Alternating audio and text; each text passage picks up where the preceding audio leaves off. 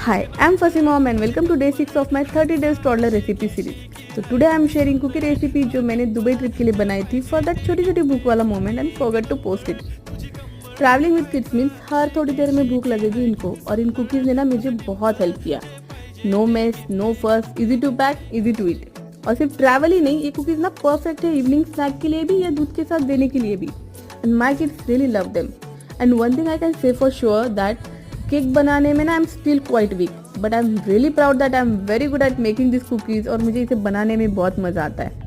Very simple and easily available ingredients है and you don't have to worry much about the exact measurement as well, क्योंकि person like me also can make this cookie आराम से. Recipe video को follow करो and try it out.